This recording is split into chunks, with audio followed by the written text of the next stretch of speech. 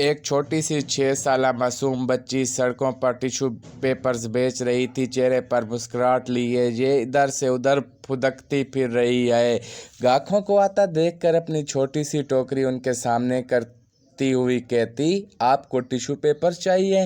وہ ایک خاتون کے سامنے سے گزرتی ہے تو دیکھتی ہے کہ وہ رو رہی ہے۔ معصوم بچی اس کے پاس رک جاتی ہے۔ خاتون نے بھی اشک بار آنکھوں سے اس پیاری سی بچی کو دیکھا جو چہرے پر خوبصورت مسکراہٹ لیے اسے ٹیشو پیپر کا پیکٹ پیش کر رہی تھی۔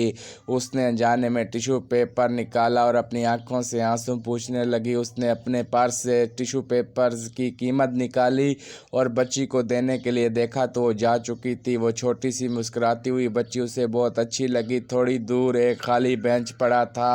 وہ خاتون وہاں جا کر بیٹھ گئی، کچھ سوچا اور پھر اپنے موبائل سے اپنے خاوند کو میسج کیا، میں اپنے کیے پر نادم ہوں، جو کچھ ہوا مجھے اس پر افسوس ہے، آپ جانے دیں، آپ کا موقف درست ہے۔ اس کا خاوند ایک ہوٹل میں پریشان حال بیٹھا تھا کہ اسے بیوی کا یہ خوشگوار پیغام ملا۔ اس کے چہرے پر پرسکون مسکراہٹ چھا گئی۔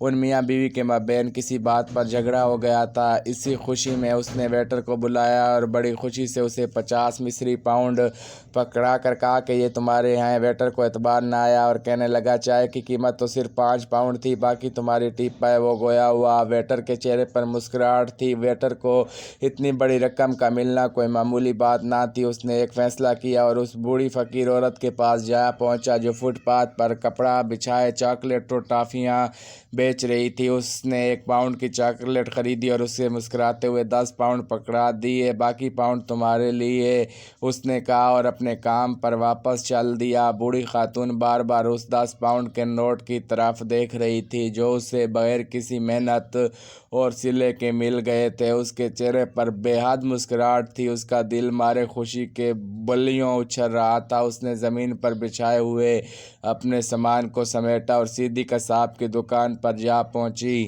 اسے اور اس کی پوتی کو گوشت کھائے کتنی مدت گزر چکی تھی۔ ان کا گوشت کھانے کو جی چاہتا تھا مگر ان کے وسائل اجازت نہیں دیتے تھے۔ آج ان کی خواہش پوری ہو رہی تھی۔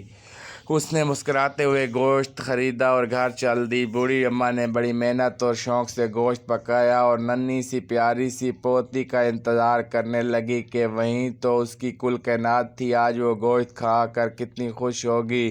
وہ سوچوں میں گم تھی کہ ٹیشو پیپرز بیچنے والی اس کی پوتی مسکراتی ہوئی گھر میں داخل ہوئی۔ آج اس کے چہرے پر عام دنوں سے زیادہ مسکراہٹ تھی۔ قارئین کرام، کیا ایسا نہیں ہو سکتا کہ ہم بھی اس ٹیشو پیپر بیچنے والی بچی کی طرح مسکراہٹیں تقسیم کریں، لوگوں میں خوشیاں بانٹیں؟ اللہ تبارک و تعالیٰ سے دعا ہے کہ اللہ تعالیٰ ہمارے تمام گناہ معاف فرمائے اور دنیا اور آخرت میں ہمیں خیر کثیر عطا فرمائے۔ آمین ثم آمین۔